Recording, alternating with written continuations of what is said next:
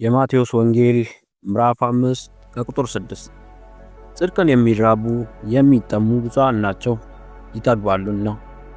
የሰማይ አባት ሆይ በመንገድ ሁሉ ቅዱስና ጻድቅ ነህ። በአንተ ውስጥ ጥል ወይም ርኩሰት የለም። ቸርነትና ታማኝነትን በመተማመን ወደ አንተ እንመጣለን። በኢየሱስ ክርስቶስ በኩል በእምነት ጽድቅ ስለሆነን እናመሰግናለን። በራሳችን ሥራ ሳይሆን በቸርነትና በጸጋ ስንጸልይ ጌታ ሆይ እንደ አንተ ጽድቅን እንድንወድ አስተምረን። ልባችን አንተን ደስ የሚያሰኝ ነገር ሁሉ ይናፍቅ፣ ስምህንም ከሚያዋርድ ሁሉ ይራቅ። ጌታ ሆይ ጽድቅን ለሚራቡና ለሚጠሙ የበረከትን ቃል ገብተሃል። በውስጣችን ያ ጥልቅ ረሃብ ይፈጠርልን። ምኞታችን በተከፋፈለ ጊዜ በመንግሥትህ ፋንታ ዓለማዊ ነገሮችን ስለተከታተለን ይቅር በለን። በቅድስናና በንጹህ ፍላጎት ሙላን። ጽድቅ የምንተነፍሰው አየር በቃላችንና በምርጫችን ለሌሎች ያለን ርኅራኄ ይሁንልን። መጽሐፍ ሲናገር በምሳሌ መጽሐፍ ምዕራፍ 21 ከቁጥር 21 ላይ እንዲህ ይላል፣ ጽድቅና ምሕረትን የሚከተሉ ሕይወትንና ጽድቅን ክብርን ያገኛሉ። አባት ሆይ ለዚህ ቃል ኪዳን አመሰግናለሁ። ጽድቅ ወደ ሕይወትና ወደ ሰላም ይመራል። በየቀኑ ጽድቅን እንድንከተል እርዳን። ከሥራችን ሳይሆን ከአንተ ፍቅር የተነሳ እውነተኛ ጽድቅን ከሥራ ሳይሆን በፊት በቀና መንገድ መሄድ እንደሆነ አስተምረን። ጽድቅን እንድንሠራ ምሕረትን እንድንወድ ከአንተ ጋር በትሕትና እንድንመላለስ ጸጋን ስጠን። በእግዚአብሔርና በሰዎች ፊት በትክክል መኖር ማለት ምን እንደሆነ ሕይወታችን ምስክር ይሁንልን።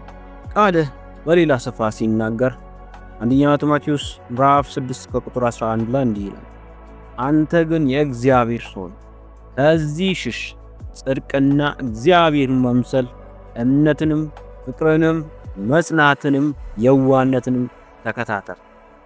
ጌታ ኢየሱስ ሆይ ከኃጢአት እንድንሸሽና ልብህን የሚያንጸባርቅ ነገሮችን እንድንከታተል ጠራህ። ከጽድቅ የሚያርቀንን እንድናውቅ ማስተዋል ስጠን።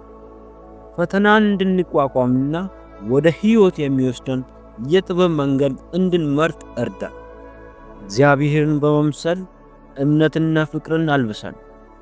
ጉዞ ከባድ በሚሆንበት ጊዜ መንፈስህ በጽድቅ እንድንኖር ኃይል እንደሚሰጠን አስታውሰን። ጻድቅ አባት ሆይ እኛ እናመሰግንሃለን። ጽድቅ ልናገኘው የሚገባን ሳይሆን በመንፈስ በእኛ ውስጥ የምታደርገው ነው። የአንተ ጽድቅ እስኪያንጸባርቅ ድረስ ልባችን መቅረጽን ቀጥልብን።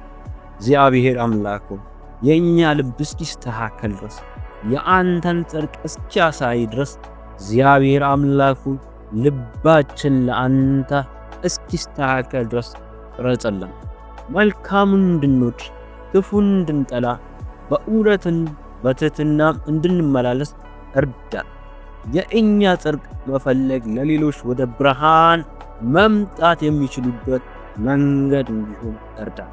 ሕይወታችን ለስምህ ክብርን ያምጣ፣ መንግሥትንም በምድር ሁሉ ያስፋፋል።